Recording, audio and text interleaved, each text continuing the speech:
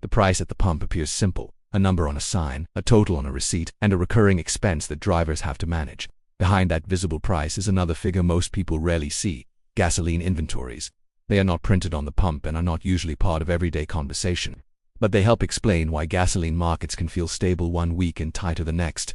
For drivers, the issue is not only how much gasoline is being produced, it is also how much cushion exists in the system before pressure reaches the pump. Gasoline inventories are stored supply inside the fuel system. They can help meet current or future demand, and their level changes with supply, demand, prices, refinery output, imports, exports, and seasonal patterns. Gasoline is not made and sold in one simple step. It moves through a system. Refineries produce fuel. Fuel is stored, shipped, blended, and distributed by region before drivers buy it at the end of the chain. When inventories are strong, the market has more room to absorb stress. Higher demand, a refinery problem, a regional disruption, or seasonal pressure can be managed with a larger buffer. When inventories fall, that buffer becomes thinner. The everyday impact begins there. A tighter gasoline market does not always appear immediately as a crisis. It may first show up as a higher weekly fill-up, a more expensive commute, higher delivery costs, or a household budget where gasoline takes a larger share of income than before. For middle-class households, transportation is not optional. Many families depend on cars for work, school, groceries, medical appointments, and daily errands. When gasoline prices rise, the pressure is not limited to the gas station. It moves through the routine of ordinary life. The latest verified inventory data shows why this hidden number deserves attention. For the week ending May 8, 2026, U.S. total motor gasoline inventories were 215.711 million barrels. 1 week earlier, inventories were 219.795 million barrels. Gasoline inventories fell by 4.084 million barrels in 1 week. EIA described the same movement as a decline of 4.1 million barrels and said total gasoline inventories were 5% below the 5-year average for that time of year. The context matters. Inventories did not only move lower, they were also below the typical 5-year level for that point in the season. Gasoline demand is seasonal. Summer driving usually puts more pressure on supply. Fall and winter are often periods when inventories are rebuilt. When gasoline stocks are already below the 5-year average heading toward the stronger driving period, the system has less cushion than usual. For drivers, this does not mean every station immediately changes its price in the same way. It means the market has less stored supply available to absorb pressure. The pump price is the number people see. The inventory number helps explain the pressure behind it. On May 14, 2026, AAA reported the national average for regular gasoline at $4.53.4 per gallon. In its May 7 update, AA said the national average had risen 25 cents for the second consecutive week, reaching $4.55 per gallon. That price was also $1.40 higher than 1 year earlier. For a household, those numbers become practical quickly.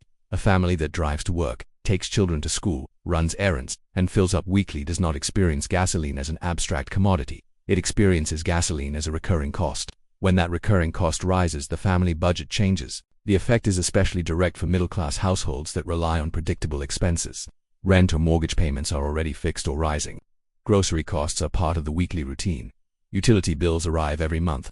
Gasoline becomes another category that can reduce financial flexibility. A higher pump price does not need to create a dramatic event to matter. It only needs to repeat.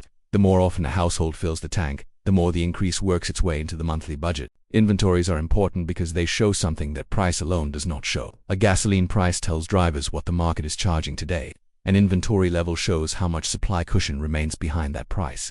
When inventories fall, the system is drawing down stored supply instead of building it. That does not automatically mean prices will move in only one direction, but it does mean the market is tighter than it would be with a larger stockpile. That is the difference between the visible price and the hidden pressure. The EIA data also shows that gasoline inventory is not one national pile of finished fuel waiting to be sold. It is part of a larger fuel system shaped by production, demand, imports, exports, and timing. A single weekly number can matter because it summarizes the net result of many moving parts. If refineries produce fuel, but demand, exports, regional flows, or other movements pull more supply from storage, inventories can still decline. If inventories decline during a period when the market usually wants to build supply, the system has less room for error.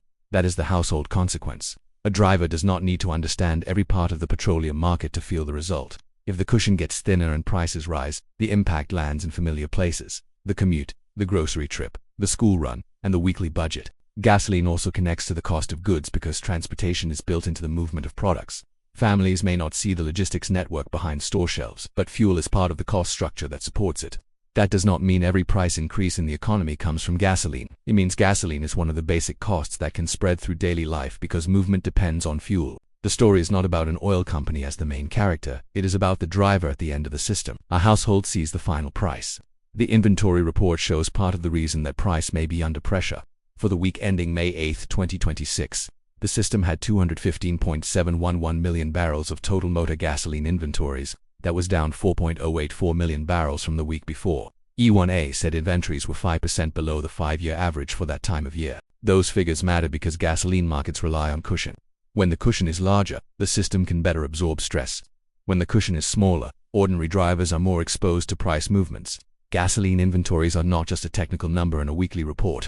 They are a measure of how much room exists between the fuel system and the household budget. The pump price is what people notice first. The inventory level helps explain what is happening underneath. For families that depend on stable costs, that hidden number can shape a very visible part of daily life. A gasoline market can appear strong from one angle and tight from another. Refineries may be running. Production may be high. Fuel may still be moving through the system. At the same time, inventories can still fall. Gasoline stocks matter because they show the result after the fuel system has absorbed production, consumption, regional movement, and other supply flows. They show what remains after refineries process crude oil, after gasoline is produced, after fuel is consumed, and after supply moves through the system. For drivers, production alone does not determine pressure at the pump. The more important question is whether the system is building a cushion or drawing one down. For the week ending May 8, 2026, U.S. refineries operated at 91.7% of operable capacity. Crude oil refinery inputs averaged 16.4 million barrels per day, up 369,000 barrels per day from the previous week. Gasoline production also increased and averaged 9.8 million barrels per day. Those figures show an active refining system. Refineries were running at a high rate. Inputs were rising. Gasoline production was strong. During that same week, total motor gasoline inventories still fell. Total motor gasoline inventories declined from 219.795 million barrels to 215.711 million barrels, a weekly drop of 4.084 million barrels. EIA described the decline as 4.1 million barrels and said total gasoline inventories were 5% below the 5-year average for that time of year. That is the central tension. Refineries were running at a high rate, but the stored supply cushion became smaller. For ordinary drivers, that part of the market matters most. A refinery utilization number may sound strong, but falling inventories suggest the system may still be losing flexibility. More production does not automatically mean more stored supply. It depends on what is happening across the rest of the fuel system. Gasoline inventories are shaped by demand, imports, exports, regional movement, refinery operations, blending components, and finished gasoline availability. Production is one part of the picture, not the whole picture. The inventory number functions as a balance sheet for the fuel system. It captures more than what refineries produced. It shows whether the country ended the week with more gasoline in storage or less. A refinery can produce more gasoline, and inventories can still fall if enough fuel is consumed, exported, moved, blended, or drawn from storage. That is why the weekly inventory report can tell a different story from the production number. The economic effect reaches households when falling inventories leave the system with less stored supply to absorb stress. That does not mean every driver sees the same price change at the same time. Gasoline prices vary by region and local market, but lower inventories mean there is less cushion behind the price. For middle-class households, that cushion matters because fuel is part of predictable daily life. It affects the commute, school, transportation, grocery trips, medical appointments, and the cost structure behind goods that move through the economy. A household does not need to follow refinery utilization to feel the impact of a tighter market. The impact appears when gasoline takes a larger share of the monthly budget. The details inside the inventory number also matter. Most reported total motor gasoline inventories are not finished gasoline ready to be sold exactly as drivers buy it. The total includes finished motor gasoline and motor gasoline blending components. For the week ending May 8, 2026, total motor gasoline inventories were 215.711 million barrels. Finished motor gasoline accounted for only 16.163 million barrels. Motor gasoline blending components accounted for 199.548 million barrels. That distinction is important. When people hear gasoline inventories, they may imagine tanks filled mostly with finished fuel ready for direct retail use. The data shows a more complex system. A large share of reported gasoline inventories is made up of blending components. Those components still matter because they are part of the fuel supply chain. They also show why gasoline inventories are more complicated than a simple count of ready-to-sell fuel. E1A defines motor gasoline blending components as materials used for blending or compounding into finished motor gasoline. These include naphthas, alkylate, reformate, benzene, toluene, and xylene. They also include RBOB but exclude oxygenates, butane and pentanes plus. For drivers, the technical names matter less than the consequence. The fuel system does not produce one finished product and send it straight to the pump. It depends on processing, blending, storage, regional movement, and timing. If the system is drawing down inventory, the driver is closer to the end of a tighter chain. The inventory mix matters because a national inventory number can look large, while only part of that total is finished gasoline. The rest is material that supports the finished product through blending and distribution. Regional data adds another layer. Gasoline is not stored in one national tank. It is held across regional systems. E1A divides the country into Petroleum Administration for Defense Districts, often called PADDs. These regions help show where supply is being held and where pressure may be developing. For the week ending May 8, 2026, the Gulf Coast held the largest gasoline inventory level among the 5 major regions, with 80.371 million barrels. The East Coast held 54.487 million barrels. The Midwest held 45.602 million barrels. The West Coast held 28.294 million barrels. The Rocky Mountain region held 6.956 million barrels. The weekly changes were just as important. The East Coast saw the largest regional decline, falling to 0.381 million barrels in 1 week. The Midwest fell 0.594 million barrels. The Gulf Coast fell 0.746 million barrels. The Rocky Mountain region fell 0.476 million barrels. The West Coast increased by 0.112 million barrels. This shows why national averages can hide regional differences. A driver may hear that U.S. gasoline inventories are down by a national amount, but their local price is shaped by the region where they live, the fuel routes that serve that region, and the supply cushion available there. A national gasoline market can be tight overall, while some regions feel more direct pressure than others. The East Coast drawdown was much larger than the West Coast movement during that week. The West Coast increased slightly, while every other listed region declined. For households, this means to families in different parts of the country can experience the same national fuel market differently. One may see a sharper local price move than another. One may live in a region where inventories are falling more quickly, while another may be in a region where the weekly change is smaller. The inventory report is not only a number for traders or analysts. It helps explain why gasoline pressure is uneven. It also helps explain why pump prices can move even when refineries are active. During the week ending May 8, 2026, refineries operated at 91.7% of capacity. Gasoline production averaged 9.8 million barrels per day. Those were strong operating figures, yet total motor gasoline inventory still fell by 4.084 million barrels. The cause and effect is clear. Refineries were running and producing fuel, but the overall system still drew down gasoline stocks. That drawdown reduced the stored cushion. A smaller cushion leaves drivers more exposed to price pressure when demand, regional movement or disruptions strain the system. This does not require speculation about the future. The verified data already shows the condition. High refinery utilization and falling inventories existed at the same time. That condition matters because the fuel system is not judged only by what it produces. It is also judged by what it has in reserve. For a family, reserve capacity has a practical meaning. A household with savings can handle a surprise bill more easily than a household without savings. The gasoline market works in a similar way. Inventories are the market's cushion. When that cushion is being drawn down, the system has less room to absorb strain before the pressure becomes visible. The household impact is direct. If gasoline prices rise, commuting becomes more expensive. Errands become more expensive. School transportation becomes more expensive. For families that drive often, the weekly fill-up becomes a larger recurring cost. Because gasoline is part of transportation, fuel pressure can also affect the cost structure behind goods that move by road. Families may not see that connection directly, but they experience the price environment that comes from a tighter fuel system. That is why the inventory story belongs in a household economy story, not only an industry story. Companies and refineries are part of the system, but they are not the main character. The main character is the person who sees the final price at the pump without seeing the inventory draw behind it. A driver does not choose refinery utilization. A family does not control blending components. A household does not manage PADD-level supply. But they live with the economic consequences when the system becomes tighter. A strong refinery operating rate can coexist with falling gasoline inventories.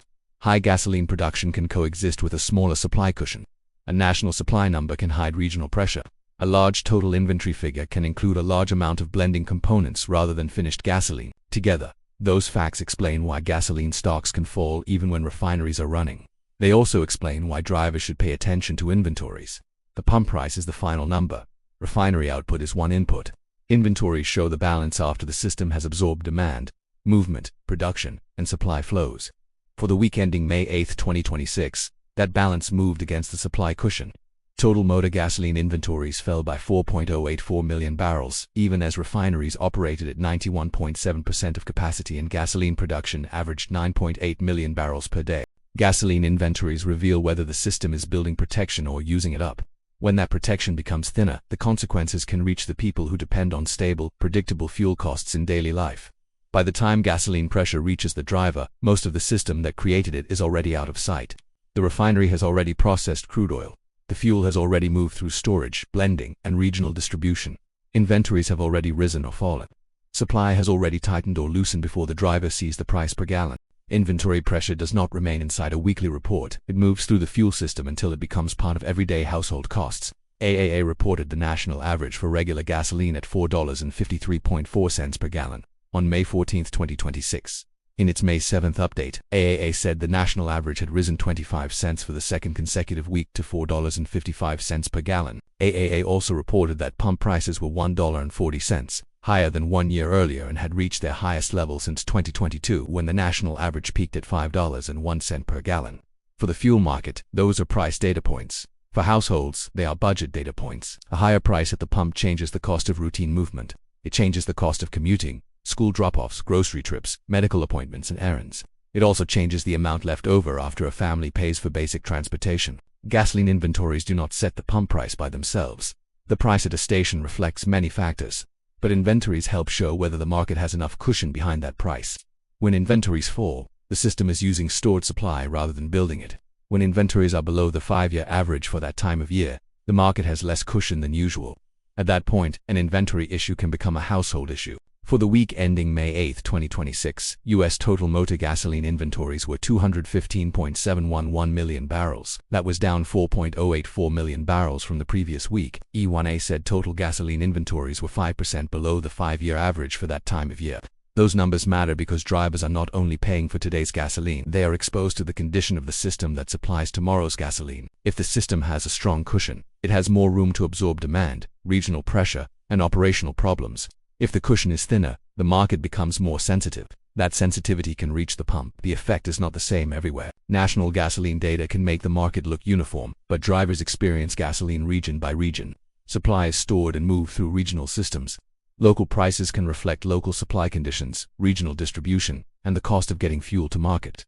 AAA's May 7th data showed how different gasoline prices looked across the country. California averaged $6.16 per gallon. Washington was at $5.76. Hawaii was at $5.66.